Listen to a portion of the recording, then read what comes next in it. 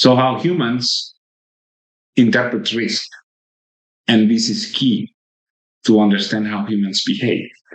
We are risk averse. We are loss averse. We don't like losing. We fear more, 2 to 2.5 times more, losing something than winning the exact same thing. Daniel Kahneman, Nobel Prize winner and the author of The Thinking Fast and Slow, had an amazing discovery and something very powerful. Most of our decisions are made before we even think about them. The truth is, we don't think in our way into an action. We feel our way into it. The third skill, the human interaction ninja, is exactly that. Learning to talk to System 1, the fast brain. Our guest again is Ramon Rodriguez Estrada, project management executive and author of the Human Interaction Ninja.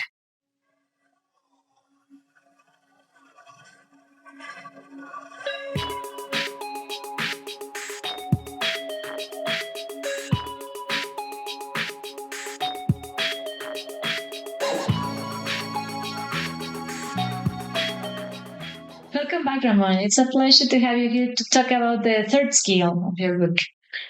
The pleasure is mine. I'm very excited. This is the third episode, and you don't know how much I wanted to record this because today we're going to talk about my favorite topic, my favorite skill, and I'm delighted to be here. Thank you.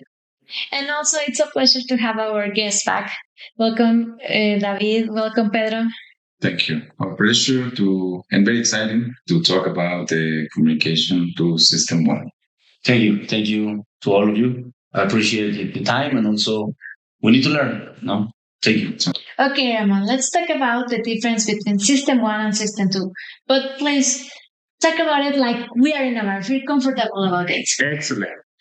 Yes, Daniel Kahneman wrote in his book, Thinking Fast and Slow, he describes System 1 as the fast, emotional, instinctive, and unconscious brain. Is how we react immediately without thinking, automatic. And System 2 is the logical, the deliberate, the slow brain. And it's important to make the clarification because a lot of people don't know what's System 1, what's System 2. Mm-hmm. It sounds complicated. In general terms, I can describe it as System 1 is the limbic brain, and System 2 is the neocortex. For those who are a little bit familiar with the brain, in the last episode, we talk about the limbic brain a lot. Mm-hmm. And we also talk about the prefrontal cortex. The prefrontal cortex is the brain that was developed later on in humans. The limbic brain we share with all the mammals. So see it this way. It's the mammalian brain. There is a reptilian brain as well, but in this case, we're talking about the limbic brain that we share with pretty much all the species in the world. Mm. So it's all the way around that we normally think could be, that we first reflect and then react, but this is surprising. Exactly. And Daniel Kahneman won the Nobel Prize in 2002 with his colleague Amos Tversky. He died before they won. It was in 2002. And this book fascinates me. It changed my life completely. The way I saw things as an engineer, I always used to think that I'm a very logical guy. And the reality is that I'm not. We humans are not. And what about you guys? Do you consider yourself as a logical guys or impulsive ones? Yeah, definitely. I think that our limbic brain is most of the time taking the first, of course, reaction. Then later, once we interpretate, and we spoke about this in the episode 1. Once we know and we try to control this, then we can create the response instead of just getting reaction. So I'm very curious to continue on this, let's say, matter and this, this topic to discuss more in depth. Yeah, absolutely. And actually, I don't know nothing about this. That's the reality. That's why I'm here. But the point is that, I mean, with the simple word that you are explaining at this moment is, I used to live with the reactions. No? At the beginning, we are facing something new, and you are reacting to the scenario that you are living. So, I mean, coming back to the question is, I am considering myself as a logical guy, but honestly and frankly speaking, when I am facing new things or new scenarios, I am completely reacting, completely reacting. So maybe this podcast will teach me how to. I would say not control the situation. No, is control myself in order to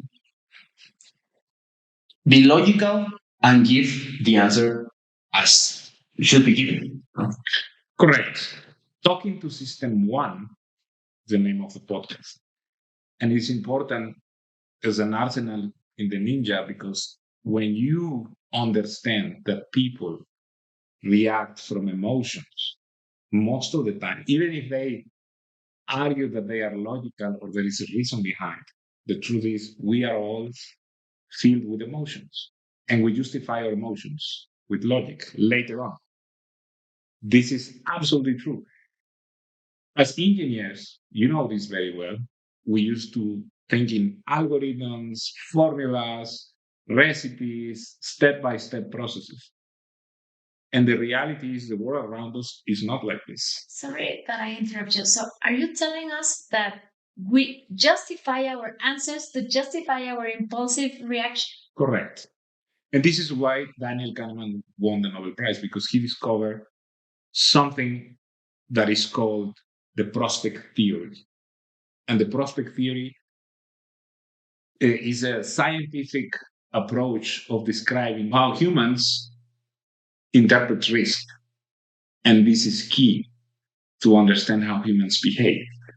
We are risk averse. We are loss averse. We don't like losing. We fear more, 2 to 2.5 times more, losing something than winning the exact same thing. If you were to lose $100 or 100 pesos, you will feel worse if you lose them than if you win 100. And this is fascinating because the weight of the human body, only 2% represents the brain. But 20% of the energy is consumed by our brain. So really, even if it's a small part in our body in terms of weight, the energetic effort that our body requires to make our brain function is key. That's why System 1 is automatic, is the first thing you use when you make decisions. System 2 requires a lot of energy. And 90 to 95% of the time of the day, you are operating on System 1. And only 10 to 5% you operate in System 2. Excuse me, may I ask you, the three of you, a question regarding that? How have you noticed that? Is it real? If you go to the gym, or I don't know if the three of you do some kind of sports, how have you feel before 2 hours of exercising or 4 hours or 2 hours of doing something intellectual? Have you noticed that? Yeah, absolutely. Absolutely. In my case, whenever I do, let's say, System 2 work, it's exhausting.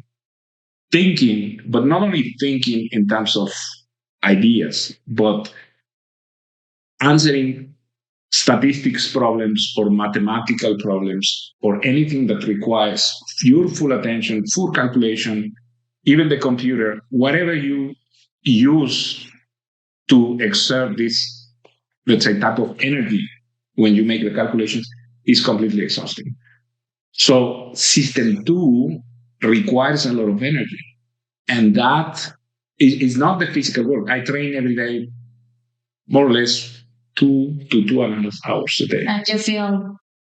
I feel tired sometimes, but the physical tiredness is completely different than the mental one. Absolutely. Yeah. And I'm sure you guys experience the same. Yeah, totally. So that's why Kahneman says System 2 is lazy. System 1 is the one that operates in automatic. No? Imagine this. The taxi driver who knows the road perfectly by heart. He doesn't need to look at the map. That's the System 1. System 2 is the guy who doesn't know the road and he's looking at the map and he's trying to figure out his way out. Mm-hmm. This is how we operate. We don't like using system 2. It's very demanding. It requires a lot of energy. And imagine if the brain requires 20% of your energy. If you really operate on the system 2, you get exhausted, and then your capacity to function in the world diminish dramatically. That's why in the afternoons, we were talking about this. In the afternoons, your decisions are a lot less effective because you are tired after a day of making decisions, having meetings, trying to reason things to resolve complex problems. Especially we as engineers, we face this all the time. So the mornings is when you're fresh, and then you need to schedule the hard work at the beginning of the day because it's when you have your most, or your mental power is the best. When you are allowing your brain to consume, let's say, this energy, invest somehow in the system 2, right? Because system 1 is like the basic operating system that is requiring, let's say, low energy. Correct. So that way we can, across the day and across the week, maybe, that when we are, let's say, empty of energy, it's more, let's say, easy to operate with the system 1. Right? Correct. And that's what Daniel Kahneman discovered. System 1 works under something he called heuristics. And this is cognitive bias. We tend to reason out of heuristics, and heuristics means shortcuts to function in the world. If you go to a restaurant you've never been, and you enter the restaurant and you see a door you've never seen, you will know how to open the door. And the reason is because you know doors. And your system 1 will tell you how to open the door. Maybe you don't know the door exactly. You've never seen this door before. But you will know how the different doors open, right? Some slide, some open like when you pull, some open when you push. What is the only solution? Then you have the door, how it opens, the handle. Mm-hmm. All of these, even if you don't know it, you know by instinct. If you buy a toothbrush you've never seen before, you know how to use it. You know how to drive a car, even if it's a complete new car, a brand new car, a car you've never driven before, you know how to use it. Because your system 1, your heuristics, work on automatic mode. You know automatically how the world functions. And the amazing thing, and the thing that struck me the most, is that we, around our day, we operate in the same way with everything we do, with the food we eat, with the clothes we wear, with everything we do. We tend to make decisions based on heuristics. And there is 5 that Daniel Kahneman describes. The first one is the availability heuristics. This is very important to know in order to communicate and understand how people react. If, for example, David, you were watching the news and you see in the news that a shark ate somebody somewhere in the world, and then you go to the beach 1 week later, and then you hear, when you talk to somebody, to the safeguard or somebody there in the beach, he says, "Oh yeah, I remember a year ago, a guy was eaten by a shark, attacked by a shark." Yeah. Then you will be prone to think that it's dangerous, and you will think twice maybe to go in the middle of the sea and take a swim. It's because it's what is available in your surrounding. So that's why painting the picture in your surrounding is important to understand that it's not your logic who's operating, it's your surroundings. Right. And if you go and check statistics, it's very unlikely that you are eaten by a shark or attacked by a shark. The probability is extremely low. Extremely low. The probability is higher that you get into a car accident or that you die from a stroke, heart stroke. So it's higher. Yeah, totally. But then what you're telling us is that then the emotion is hitting the system one, basically, that is creating this kind of reaction that is not in a matter that you will integrate to your life, but at least in some days and some hours, it will be this surrounding, right? Yeah, it is an illusion. Okay. It creates an illusion of what's happening. It's like, for instance, you go to the movies, you see a romantic movie. You have all these feelings of love and how they fell in love, and you go out and see your girlfriend, and you have a romantic moment with your girlfriend. And then you are more prone to go into your car and put romantic music and listen to that, and will evoke feelings. You are in this romantic mood. I suppose if you go to the game with your buddies, and then you are listening to some heavy metal, and then you get into your car, you're pumped up, you're listening to something else. It's your environment who controls your cognitive bias. Is what Kahneman calls this availability heuristics. Okay. You reason from what is available to your brain in the moment, not what is real. Right. And this is fascinating because you control this. If you create the atmosphere in a date or in a work environment or in a meeting that prompts the people or get the people ready to think the way you want them to think, you can utilize this. This is super, super interesting and important that you know this. Now, there is the second one, which is the representative heuristics. And this is different. These representative heuristics, you take in consideration stereotypes. Okay? Like, I'm going to give you an example of this, okay? Mm-hmm. Imagine there is John Smith. He lives in Texas. Mm. John is a very quiet guy. He likes organizing everything. He's super organized. He don't like dealing with people. He likes making spreadsheets to control the inventories. He likes reading a lot. And he is a guy who likes steady work. So what would you think is more probable? That he is a librarian or he is a farmer? Librarian. What do you think? Yeah, by the characteristics. Yeah. The probability is bigger. What do you think, Cara? I don't know if I can support it, but to me, it's like the farmer. The farmer. Why you say that? Oh, I know I'm losing, but first of all, because the logic is going to tell me the librarian, so I will say that.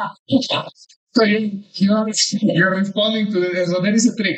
Well, the truth is that for every librarian that exists in Texas, there is 10 farmers. Okay. So statistically speaking, being a farmer has higher probabilities than being a librarian. Yeah. But these representative heuristics, we fall into the trap of listening to the specifics of the story and the personality, and we completely ignore the situation of the world. He lives in Texas. I said it at the beginning. He lives in Texas. But maybe I gave the correct answer, but not the correct. So it's still the same. Yeah, you gave the correct answer, but not the correct reason. Yeah, but it is important the correct reason also, because I didn't listen to Texas, and it was a clue. Yeah, it was a big clue. But don't worry about it. Most people will say librarian. Most people, most of the time. Even scientists will say that. This is amazing. Even people who dedicate their lives to make statistics will say that because of the heuristics of the human being. It's normal.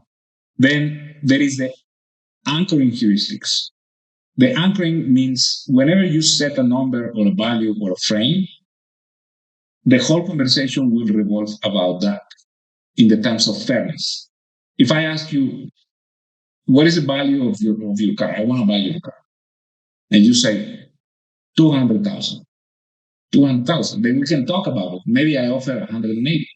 Maybe you say, no, 180, no. Maybe it's 185. But then you anchor me to that number. Same with the frame. Whatever you say to me, I can put a frame into whatever you say to me. You say to me whatever thing. You say to me, just let's do this exercise. Just talk to me about something. Let's say you make a claim. Claim something to me. Okay, yeah, I was walking in the street. I look at you and I said, "Hey, hello, Ramon," and you were like, just passing, ignoring me. And I was like, "Okay, once in a shot." So why you did that? Well, the problem is not that I ignore you. The problem is that I don't see very well because I'm 47 years old and I use glasses. Have you ever felt like you don't see very well? Okay, yes. So you see, I frame the conversation into something else. Right. I remove the frame from you ignoring me to me having a health problem, which was complete nonsense. But I use the framing. And you can do that with whatever you want. Okay. You can move people from one frame to another frame. And then if you fall into the trap, then we're going to talk about health issues next. Okay. And how I am impaired. This is ridiculous, but this is true. So this is called anchoring heuristics. You set an anchor and then you revolve the conversation around that anchor or that frame. Okay. Then there is affect heuristics. And this is very interesting. I love this one. People confuse confidence with competence. Yes, the moment you show confidence in whatever you're doing, they automatically translate this to competence. Okay. And remember, in the first episode and second episode, we talk about the C in the Celia formula. For those who don't remember the Celia, the Celia is an acronym. So C stands for competence. This is the first thing you have to display because competence will give you that edge, will give the impression that having confidence with your body language will give the impression that you are competent. And this is assessed by the human brain in the first 5 seconds you meet somebody. It's complete cognitive bias. Again, if you give a speech, if you present yourself as a program manager and you say, I have such and such years of experience as project manager, and I've done this and I've done that, without bragging, you will immediately be perceived by the people as somebody who knows what he's talking about when you talk about project management. Mm-hmm. Yes, and this is what Robert Cialdini calls authority. When you go to a doctor and he says to you, you need to take this, you need to take that, this is what you have. You don't say to your doctor, oh no, come on, this is not true. No, we assume You assume he knows what he's talking about because he has this competence. This white suit or white, he has all the different diplomas in the world, the titles. You assume absolute competence. And he's confident. He look at you and he says, okay, open your mouth, let me check this, the temperature. He uses his stethoscope, he checks everything, and he says, this is what's happening. He's confident. Imagine a doctor who's not sure how to take your temperature. Oops. But even then, he's a doctor, you have the diplomas, and then that is absolute impression of competence driven by confidence. The tip here is appear confident to, let's say, project competence, which are two different things, completely different things. So, and the fifth one is recognition heuristics. Recognition heuristics is, I don't know if it happened to you, but probably you don't know nothing about wine. And you are presented with different wines. And then you hear a name that you heard before, some years before. You've never tasted, but you heard the name. You will recognize that and you will select that. Just because you heard about it. Even if you don't know nothing. Right? Because it's the one that is familiar to you. Yeah. And everything that sounds familiar is welcome. Is a cognitive bias as well. And for us, it's important to understand that in every human interaction, there is these things in you and in others. So in order to influence people, you need to operate from the frame that they have the same cognitive biases. If you want somebody to think sad, you can evoke sad atmosphere around. You can start speaking about their sad stories, and then you will be prone to feel sad. If you want them to feel excited, you can also prone, or you can prepare people to feel excited. Just controlling the surroundings. You can anchor the people. You can frame. You can put the frame on that conversation. Whatever they say, you put it and you move it to a different frame. And I can do that with everything you say to me. I can move. And if you are not conscious, you will fall into this framing trap. So whatever you say, I will change it to whatever frame I want to operate in. And in business, in relationships, this is important. To manage the situation correctly. Anchoring.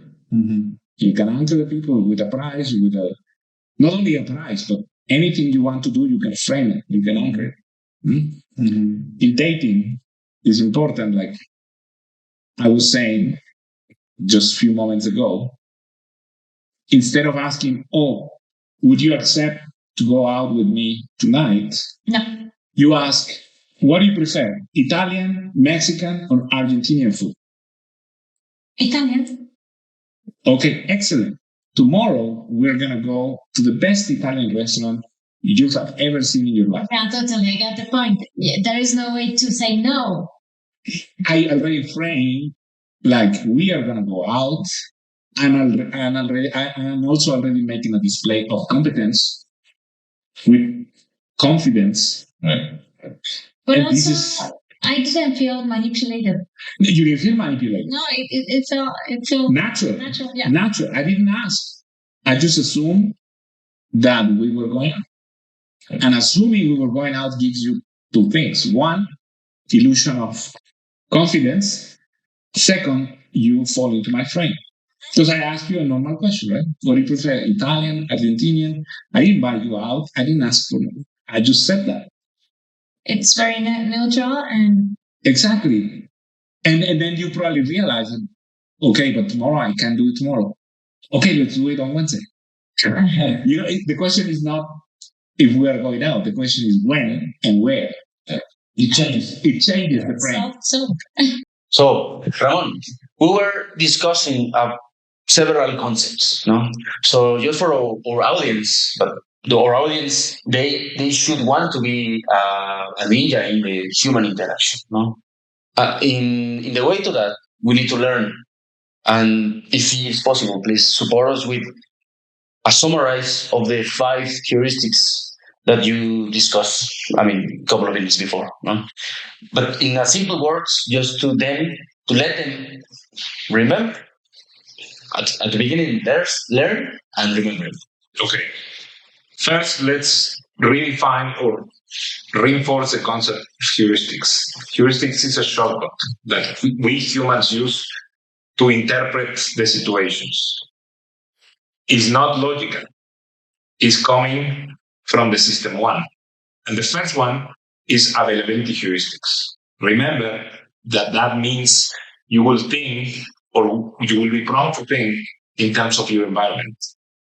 Whatever is surrounding your thoughts, your ideas, your atmosphere will influence your direct interpretation of the world. We gave the example of the sharks, right? Mm-hmm. We can also have different examples which will influence your thoughts about the same thing. And this is what availability heuristics do. You need to be aware that everything that happens to you will influence your decision, not in the correct way, not in the logic way, but it will influence your decisions based on what you're living or what you have in your mind. Okay, so that's number 1. Availability means availability the surrounding, I would say, ambient, affects your thoughts and also your decisions. The decisions. Correct. Okay, ambient. The second one is anchoring heuristics. You set an anchor. When you're selling a car, you put a price, or a house, or whatever you're selling, you put a price. But also works in terms of framing. Whatever situation you can frame in whatever you want the conversation to go. Let's do an example. Your girlfriend. You're fighting with your girlfriend. She's claiming you. Oh, Pedro, you are always late. You are late today, and you've been late the entire week. And you say, yes, I am late. I recognize that. But you should know what happens to me on the way here. It was horrible. And then you make a pause. And she will say, horrible? What happened to you? That's the natural question, right? Mm-hmm. What happened to you? I will say, oh, traffic was horrible. And then my boss called me and he started claiming about this and about that. What do you think I should do in this situation? How should I deal with my boss? And then you change the frame from you being late to discussing what should you do. And you are giving the ball back to her. Mm-hmm. And how she will respond in terms of that, And you change the frame completely. You change the frame. So we can say that the anchor heuristics is to set up the inflection point. Once you have this inflection point, you can turn over the conversation to another frame. Exactly. And it will surround that. Okay. If you set up a price for something, it cannot go dramatically low or dramatically high. It will stay around that. If you say 200 for your car, we didn't talk about 180, we didn't talk about 210, but we will never talk about 5. Yeah, absolutely. So that's the angle. You put the point, okay. Yeah.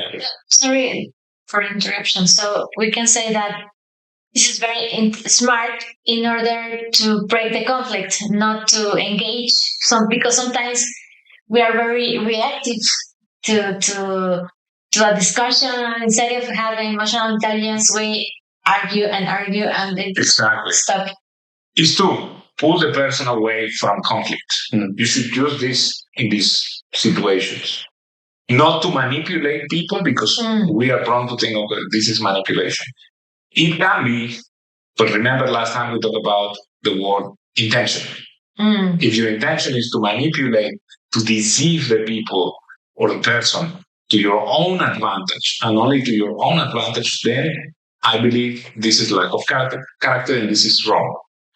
But if you pull out the conversation from something that you know it's going to be a conflict and will lead nowhere to a situation that is healthy or is real, because you might have this situation where your boss calls you and you have to argue, you have to stop the car, you have to check your email, and then you will share this reason back to your girlfriend and you will discuss the real problem.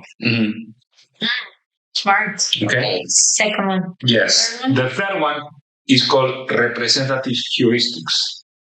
And that is the stereotypes we carry all the time. Remember the example of the door? Yeah. You know the door, you know how to open. Whenever you see somebody, for example, it happens to me a lot.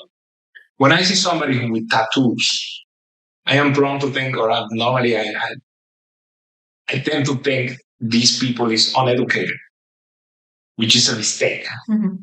They might be scientists. They might have a doctorate degree. Who knows? But you judge just by your perception of the things that you know, because I probably have seen a lot of people with tattoos, and then I would interpret that as a person or people who don't have education. It's a mistake. So you also infer things from the particular. So we gave the example of John Smith. We talk about that.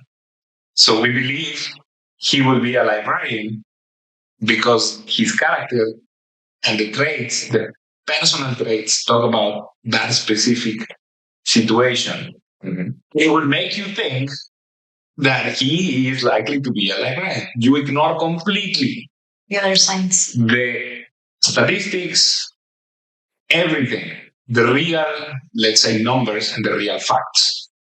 And this is why it's called representative heuristics. You ignore the facts and you only focus on what it means to you. Okay, that's number 3. Number 4 is affect heuristics. And this is very dangerous because a lot of people tend to believe or to trust somebody who they feel good with. If I feel good hanging out with David, I will trust him. And that's wrong. Because feeling good around him doesn't necessarily mean that he's a trustworthy person. Yeah. That happens a lot. It happens a lot. Happens a lot. That's why whenever somebody criticizes your friend or your girlfriend, you reject that because you don't see it. You're not able to see it because you have feelings for the person. And whenever somebody is saying, oh, this person, no, it's not true. I know them very well. He cannot be like that. He cannot be not trustworthy. But this is a wrong interpretation of the reality of life. And then the next one is recognition heuristics, the number 5. Whenever you're faced with options, you will always select the one that sounds more familiar to you. Okay. By default. We put the example of the wines. You have different wines, and you probably hear the name Casa Madero, 3B. That's the wine. You heard about it. You've never tried it probably, but that's familiar to you. So you will select that just because it's the one you know. Yeah. This is what a lot of people do with brands. Nike, Colgate, or any brand in the world that you recognize, you will feel safe by choosing it. Just because you know it, not because it's a fact that it's a good thing. Okay. Yeah, brilliant. Okay. That's awesome. Thank you. Thank you. Roland. Just to let them know that there is no brand that is paying us for this. Exactly. And just to show you the power of how the heuristics work, let me make a little experiment with you. Okay. Okay, so we're gonna do this. There is some rules. First, you need to be honest. In whatever you think, you cannot change it. Whatever you think, you don't change it. Don't try to be mad about it. Just go with your true feelings and your true reaction. Okay? And you will also require probably to, if you have a pen and paper, would be better. People, okay, you have. Okay, don't show it to me. Let me want you looking. Borrow me one. Yes. One pen. I'm going to be looking at you guys. Okay. And then you can have in your papers. Yes. Okay. So I want you to imagine 2 geometrical figures. One inside the other. The first thing that comes into your mind, don't say square because I already said square, but something simple. Don't overcomplicate. Just one inside the other. Whatever comes to your mind, don't change it. Okay, don't lie. Just go with the first instinct, the first impression. One inside the other. Okay? When you have it, you let me know. Okay. Okay? You have it? Yeah. Okay. It was a circle inside a triangle. No? Show it to me. I said not a square because I already said it. It's an hexagon and a triangle. And a triangle inside of an hexagon. Okay. Well. And what do we do? At the angle, well, inside. Yeah. Inside. The trick here is you make an hexagon, and that is because I probably did this shape with my hand, and you have a triangle, right? You have an hexagon inside a triangle, correct? No, I have a triangle inside of an hexagon. Okay. So then there is the triangle and the round shape. Okay, you have an hexagon. And then you have a square. You probably listen to me. I said like a square, but you have a circle inside. Okay, I influence your thinking with my hands. Okay. Oh, brilliant. Yes. And for the people who's watching us, they can do the exercise. They probably did it. And that is because your system 1 got the message first. Yeah. and I was distracting your system 2, your logical thinking, with system 1. Wow. And I wanted to do this example because it teaches you that your body language talks directly to system 1. Stronger than the words. Stronger than the words. Now, you can use your tone of voice. Remember the meridian rule, right? Yeah. You remember that? 7, 38, 55. 7% of your communications is the words you say, 38% is your tone of voice, and 55% your body language. Body language. Yeah. And that is very important because in order to influence the heuristics in another person, you need to use that. Mhm. How you make them feel, it depends on your tone of voice. How they interpret your competence or confidence is with your body language. If you are looking at somebody in the eyes, if you are showing competence by being confident, this is another heuristic. People confuse confidence with competence. People are prone to think that you are competent just by showing confidence. If you say something absolutely convincing, people will believe you. Actually, there is a joke. In the joke, they say, okay, I know Pedro. And when I ask Pedro something, I must admire something about Pedro. When I ask Pedro about something, and I said, Pedro, I need this report on Friday. He looked at me in the eyes and says, you will have it by Friday. And I must recognize from Pedro that he convinced me. And then Friday comes and I don't have the report. But I must recognize how he's convincing, telling me that on Friday I'm going to have the report. Yeah. Just by saying things with absolute certainty, you will convince people. Even if you don't know shit about things.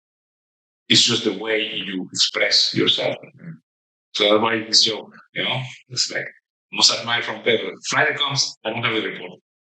But he convinced me. It was all the time. This is curious because this reminds me to a movie that is called Focus. It's Will Smith with Margot Robbie. They are like guys that are betting in a football game in a suite. So expensive, an expensive place. But in the reality, they want to approach one guy, which is a Chinese guy, super famous Chinese guy that he loves to bet, betting in Las Vegas, whatever. So he's also a millionaire. So they were making these bets, small bets, like this guy will, for example, one lady just stand up, walking through the bathroom, and Will Smith said, I bet you that 7 guys will turn the head and look at her ass. And she said, no, I think that 11. And the Chinese guy said, may I interrupt? I think like 12. So they started making bets along the football game. But then they were making more bets and more bets and more bets. And once Will Smith said, choose a card and I will tell you which card is. And I will bet you $1 million. And the Chinese guy said, oh, you want to play? Okay, let's play. And he lost. Yeah, he lost. Yeah, he lost. But Margot Robbie said, come on, guy. 1 million. You lost 1 million. I said, you know what? Double or nothing. And the Chinese guy said, are you sure you have the money? I have the money. He opened the wallet and said, I have the money. So the bet is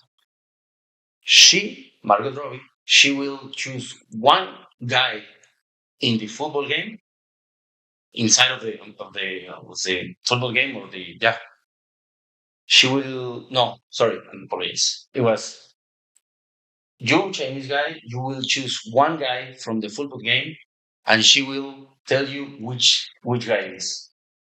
So are you sure? Yeah, are you sure? And Margot Robbie and the lady was saying, oh, come on, you're crazy.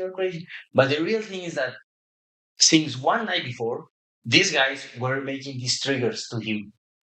advising of the 55 number. Everything was 55 for him since one night before. The food, the price of the food, the number of the room, the number of the floor of the hotel. Guy, I mean, from the hotel to the game, a lot of guys with a big 55, 55. Everything was 55. The song that it was in the inside of the suite was with the sound of 55, but in Chinese. No? I don't know how it's called 55 in Chinese, but 55, 55, 55. And this guy saw in the game one guy that is super fat guy with a 55, big 55, and he said, this guy. So when Margot Robbie got these lenses, she was saying, "Come on, I mean, who? There are like 100 guys inside of the game," and she saw the fatty guy with the 55, and he said, this guy."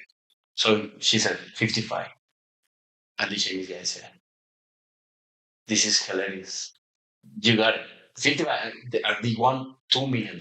Yes. So, I mean, translating that movie to this is science, no? That movie is a movie. Heuristic. Yeah, it's heuristic. He was exposed to the number 55 a lot of times. He didn't know, but his limbic brain, his unconscious recorded saying 55 all the time. Yeah. But also the driver of losing that you already told us. Yes, he wanted to win. He was sure that was win, but it was all a set, right? Will Smith knew already he was going to double the bet. He was going to lose intentionally, and he was going to get the 2 million. That's awesome. It's a great example. It's a great example of manipulation using availability heuristics. Instead of being a ninja. Instead of being a ninja, exactly. Because it was a movie. Exactly. And Kahneman, he also talks about this halo effect. The halo effect is super interesting. People tend to think you are good at everything based on one thing. So if they accept that you are good at math, or you are good at relationships, or you are good with a customer, or I was giving the example of David, he has a lot of credibility. So whenever he comes to me and says anything, my judgment of whatever he says, even if it's something that is completely unrelated to his skill, I will tend to believe him more than any other person because I trust his knowledge. Then I infer he is smart. He's probably right in this as well. Yeah. And I was putting the example of Michael Jordan. When he started playing baseball, people thought that he was good. He was actually not good. And it's the same example as if you are in the gym, for example, and you are seeing one guy that is, I mean, with muscle, no? You say, I need to ask him for some advice because he looks like he's good and he knows what he's doing. No? I think that's the example. It's terrific. Or for example, you are seeing one man that is making Ironmans or Ironmans, and you say, this guy is an athlete. I will ask him things about sports, because he's an Ironman. No? And probably he's better in other things. Maybe he's not good in Ironman. Exactly. He's a good swimmer, or maybe he's a good runner. But once you saw that he's an Ironman, you say, this guy is an athlete. He knows a lot of things about athlete or sports, maybe nutrition or something. Huh? Yes, but don't fall into the trap of heuristics. Your brain, no matter if you are very smart, will always betray you. Yeah, it plays tricks. Yeah, it plays tricks on you. So you have to always question your thinking. Your immediate response should be always question, am I doing this because of availability heuristics, anchoring heuristics, representative heuristics? All the problems that we have in human communication are based on that. Everything. The assumptions. The assumptions that your system one tells you to believe in. Yeah, after this episode, I will be conscious about every single word that I will say. Because I mean, with this, Or you receive. or I receive. Yes. Because with this, you will say, if I mean, I really like to drink water, or it's just because I am seeing persons who are drinking water, or do I really like to? I mean, I really like the beer. I don't like it Exactly. That's the because of my friends are drinking beer and watching sports. Do I need to drink beer and watch sports? I don't like it. You are influenced by. Let me make this other exercise. You're on the street. You're walking on the street, and then you see a car accident. A car hit a bicycle, and the guy in the bicycle was hurt. So you have in the city there is only two company cars. There is the green company car, which represents 15% of the total cabs in the city, and there is the blue cab company, which represents 85% of the total cabs in the city. But then there is a witness, and the witness says that the car that he saw was a green car, even though it was 15% of the whole cabs in the city are green and 85 are blue. He strongly believed the car who hit the person was green. And then when they investigate the witness, they realize that he can recognize the color only 80% of the time correct. The other 20, he might fail. Okay.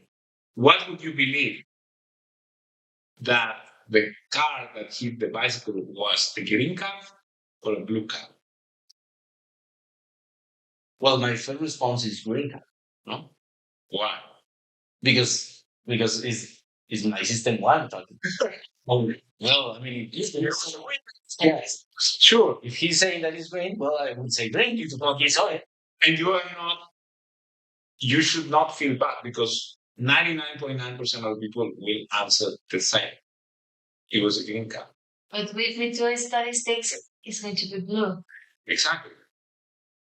If we go studies, and I don't want to get too technical here. Because are too many percentages. I lost it forever. 85% was 80% was blue, blue. and then 15 was green.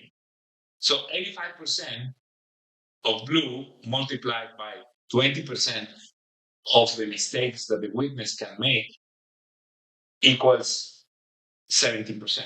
It's 29. And then 15% times 80%, 15% of the green card times 80% of the witness assurance gives you 12%. If you add the two, it's 29%. If you divide the green card versus the 29, let's say 0.12 divided to 29 or 0.29, you will get 41%. So 41% is the probability to have a green card. So you're wrong. Of course, you will not sit down and think this problem like that. Absolutely. You will automatically go for the quickest answer, like the problem with John Smith. Right. Your intuition lies to you. And this is dangerous. Believing your intuition is very dangerous. And then Daniel Kahneman also talks about that because there's some other views, scientific views of the problem that he presents, the heuristics. Mm-hmm. And then he says, how it comes that some doctors can just look at the patient and know immediately what he has. And he explains that there is a combination in between experience, but the experience will give you the instinct. Not the instinct will be born by itself, but the experience will give you the instinct. And it's when instinct becomes valid, only when you have a lot of experience. And what happens is the more you're exposed to a situation, you get used to the situation, so you immediately know what's happening. But it's not out of instinct, it's out of experience, who became an instinct into you because you're an expert. So a true expert can know this. But then he also criticized the people who are experts in predicting the future. Predicting the future, whether it's economics or politics, is impossible. It's too complicated. It's only possible when the possibilities are limited and you have high experience. If you are, and you see this in the news, there is a guy who claims to be a guru in economics and politics. And he says, I see the future in 2029 that the market will be like this, like this. It's complete bullshit because they cannot know. There is a lot of variables that can happen. It's impossible to know. But if you play statistics and probability in some narrow field, or in medicine, for example, if you have a doctor and he has the possibility of a diagnosis of something, he has narrow possibility. He has experience. He can predict what's going to happen to you. But his knowledge is based, or his intuition is not based in pure intuition. It's based on knowledge. And this is the big difference. So don't trust your instinct. People say, oh, I trust my instinct. Whenever they face a decision, especially people who is like into, into the inner game, into the feeling, energy, intuition. Now, the people who meditate, people who are very spiritual. Yeah, sometimes you really. Yeah, you say, I'm going to let my intuition guide me for the right answer. It's nonsense.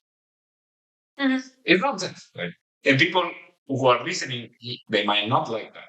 But the reality is your instinct will be wrong. Because your instinct can be, I would say, not manipulated, but can be driven to one specific point. Exactly. With this, exactly. If a person knows how to talk or speak or communicate to the system one, will drive your intuition.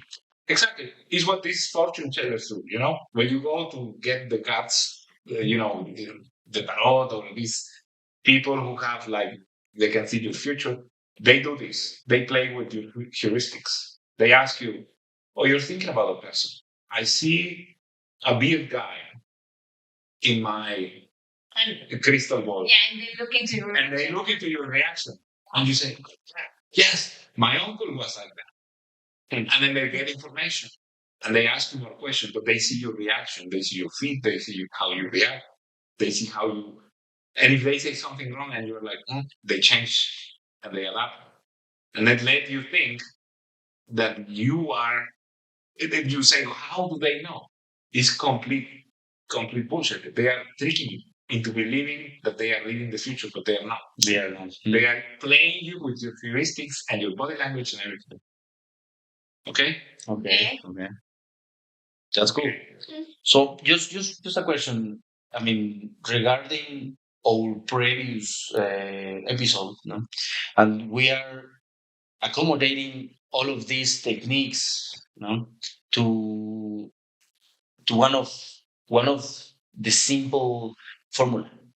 How does this technique works or behave in the Celia formula? Okay. So the Celia, for those listeners who probably didn't see the last chapters, Celia is the acronym that I created. I didn't invent nothing, but I put it together. That has certain meanings. The Z stands for competence. Remember, we talk about heuristics. People tend to conflate confidence with competence. So always display competence. How do you do that? Appearing confident. Whatever you do, whatever you say, doesn't matter if you know it or don't know it. But if you are confident in how you deliver, whatever you deliver, people will tend to believe you're competent. So that's number one, competence. Then you have synchrony, it's tactical empathy. Okay. You influence people by make them feel good. If they feel good around you, you are trustworthy. Remember the heuristic? Yeah. So this is affect heuristics. Oh, I like him, therefore he must be trustworthy. So you create tactical empathy and you gain automatically trust from somebody.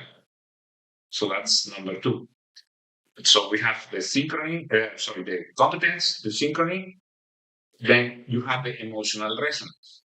Emotional resonance, remember, is make the people feel like you understand how they feel. This also creates bonding and creates it's the same heuristics, effect heuristics. They will tend to like you. They will identify with you.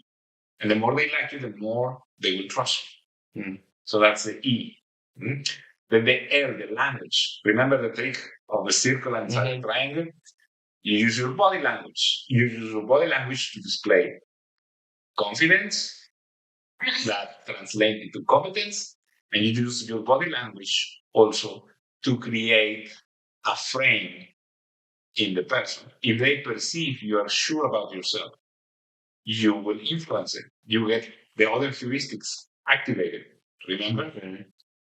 So whenever you have this feeling of, I have the feeling he knows what he's talking about, then complete cognitive bias into thinking that he knows for sure what he's talking about, but he might not know shit. He just displaying this this behavior, right?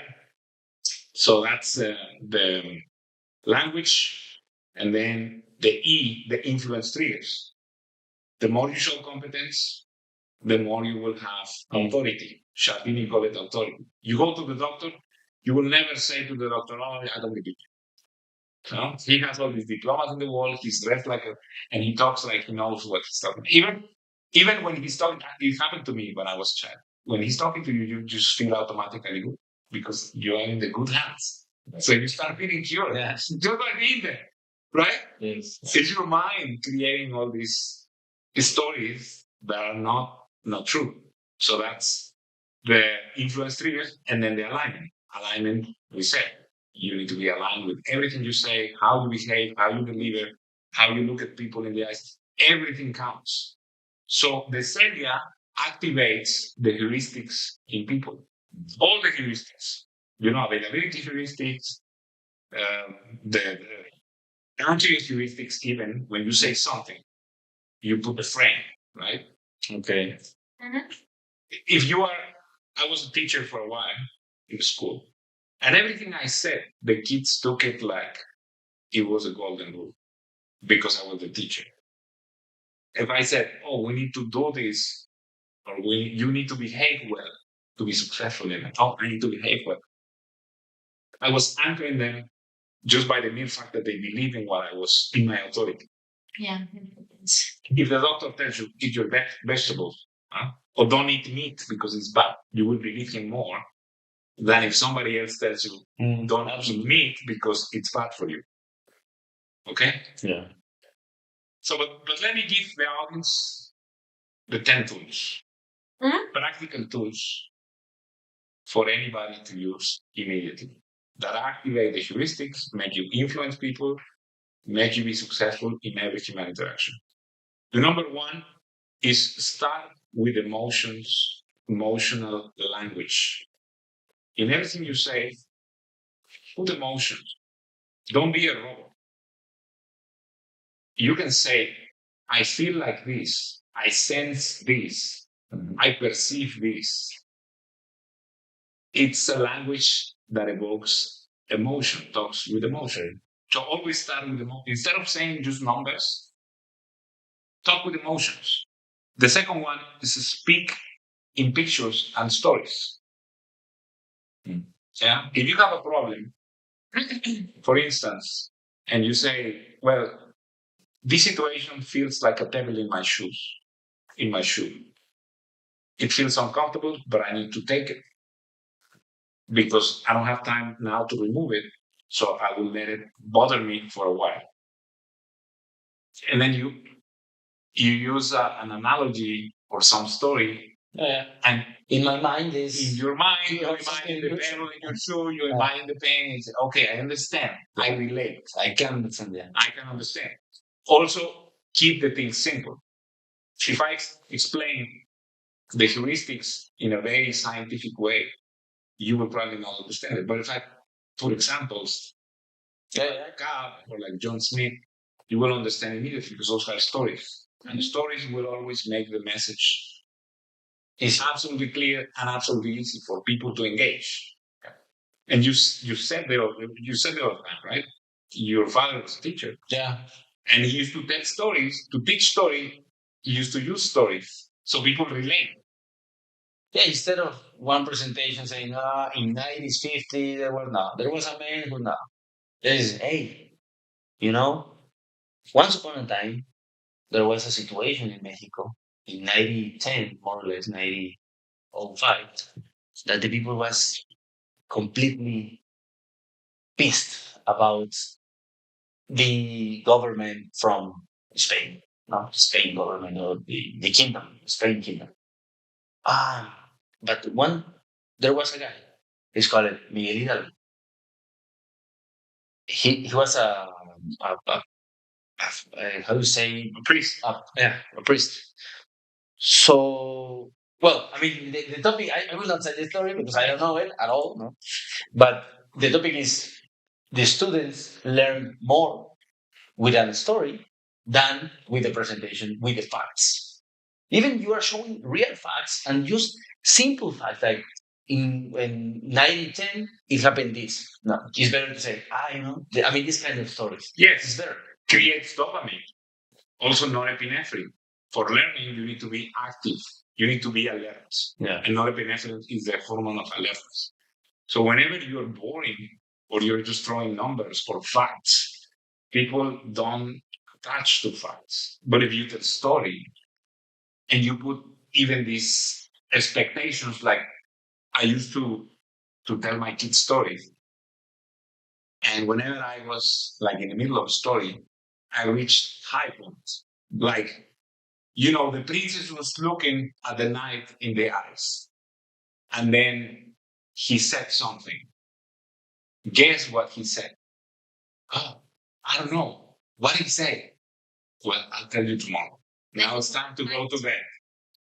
And they were like thinking, oh my God, what did he say? And they will be thinking the entire night about it. Curiosity. Yeah, out of curiosity, because you create this dopamine, this norepinephrine, people will learn the story. My kids learned, they knew the story from the night before because I anchored them in this feeling of, I want to know more. Mm-hmm. And if you use that in every interaction, don't bore the people and talk and talk. Just leave them high and then cut the story. And then that also creates mystery. Okay. So the next one is try to tell stories less than 60 seconds. Whatever you are going to say, have a story, have a reference. Like I was talking to David. Whenever somebody says, oh, I can do this, I said, well, David built a line, an entire assembly line in 1 week. If he could do it, everything is possible. People also tend to believe when you tell them stories of real life stories, they tend to believe it's possible. You open their eyes. And so this is important, storytelling. Then the other important is use contrast and anchoring. Contrast is important because you will know if I reference, for example, I was giving the example of I'm going to give you a salary increase. I'm your boss and I'm going to give you a salary. And I tell you, your salary increase is 2%. If I only tell you that, you will be probably upset, right? You'll say, I deserve 15%, 20%. But if I tell you, I'm going to give you a salary increase of 2%, and everybody else receives only 1%, you will feel better. Mm-hmm. Maybe not completely satisfied, but you will feel like at least better. At least better. On the other hand, if I say, I give you 2%, or even I gave you 10%, but I gave everybody else 11%, you will feel pissed. Mm-hmm. So we only feel things relative to other things. It's never absolute. If I like David and I invite David for a beer and I buy him a beer and I don't do it with you, even if you don't want, you feel offended. Absolutely. Because you say, why he's getting it and I'm not getting it? You know? Okay. So this is important. So use context. Sorry. Yes. Well, I have to recognize that with no any kind of visual effect, you are sending us to understand and to really get. I don't know what about you guys, but really I'm getting what you're saying, and really congratulations. It's very. I'm absolutely happy because this is exactly what I want to give to the audience. Value added tips, recommendations. And another one, I'm going to say it again. Remember this, appear confident to appear competent. Don't believe in your own competence because there is some people we know that they say, well, but I don't know this. How am I supposed to speak about that? Just say it with pure conviction. Yeah. And even you will start believing it. If others believe you, you will start believing it. Yeah. It's true. Then label emotions. I think we talk about that a lot, right? Once you label emotions, you create tactical empathy. And when you create tactical empathy, you make people feel good. And when you make people feel good, they will trust you. All the time. It's a rule. Then you have the halo effect. Appear good at something and then come up with something else, they will believe him if they buy into the first thing. Remember the Michael Jordan example? Yeah. The baseball. It's the same thing. Then the number 8 is use mystery. Mystery will always work in your favor. Remember last time we talked about silence, the 20-80 rule? Mm-hmm. Yeah. When you are silent, you let the other people imagine things. And 100% of the times will be on your favor. And correct me if I'm wrong, but in the case of romantic relationships, when a guy is mysterious, he lets you thinking of who is he. You don't know who is he, but you will fill in the gaps with some romanticism, some good things. She will never think, oh, this guy, she will be like, he's mysterious. He never reveals everything. And the moment she knows everything about the man, the attraction gets destroyed. Attraction is created on mystery. This is a scientific fact. Yeah. The more mystery, the more attraction. And the more attraction, the more excitement. Exactly. Hunter, I don't want to get into any kind of concept, but yeah. If you feel interested and you don't have everything till the first time, you want more and more. It's exactly. It's like the story. You get a little bit, but not the entire story. So you want more until you know the story. Okay, and the last point number 10. And this is very dangerous. You should use it with being very cautious.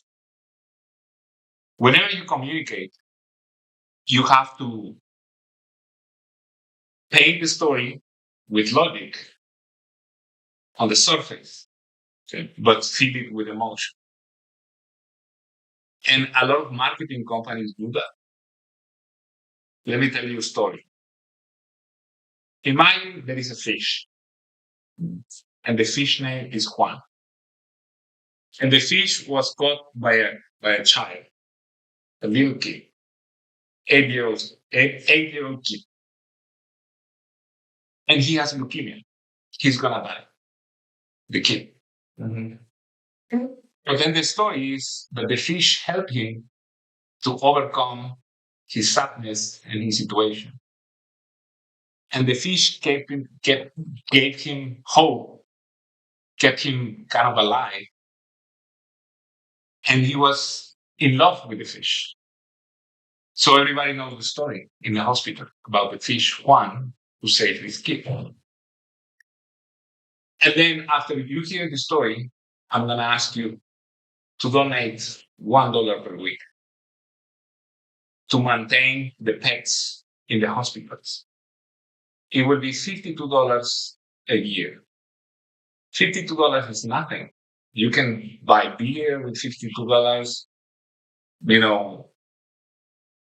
park tickets, Right. whatever garbage food. Actually, it's nothing. It's nothing. Will you donate $52 after hearing these stories? Okay, now let me paint it over. Wait. Okay. The hospitals don't have budget, but we need to maintain the hospitals. The pets are in the hospital room, but we don't have budget for that. We need $52 a year. Would you donate that? It's not making too much sense, It's like maybe yes, but maybe not. Not, let's say, 100%. Yeah, because the government doesn't want to pay these $52 to maintain the pets. I mean, with that frame, I would say I don't have change. Right. Yeah. But that's the frame. But what I just did is I gave you some logic in the end of $52 is nothing. But first, I gave you the story of Right. one, the fish, Right. that saved kid with leukemia. I completely bullshitted you into feeling, into my frame, into your heuristics, into a story that it's probably true, but it completely sounds different to the reality. The reality is that not all the pets save kids, Right. and not all the kids have leukemia. Yeah. And probably he was entertained with the fish, but he was also entertained with something else. And probably was his treatment. And yes, maybe he enjoyed the pet. But the story is very compelling. So the story, or the bottom line is, use feelings, emotions, and paint them with logic. People will be moved if you do that. Yeah, like dancing for a dream or everything. Exactly that what is the marketing does. Yeah, with feelings. Yes. When you go to the ATM and they put people, right? Yeah. And you say donate 1 cent or 10 cents or whatever for and you see the kids like dying and very poor families. Yes. They are touching exactly your emotions to persuade you to do something.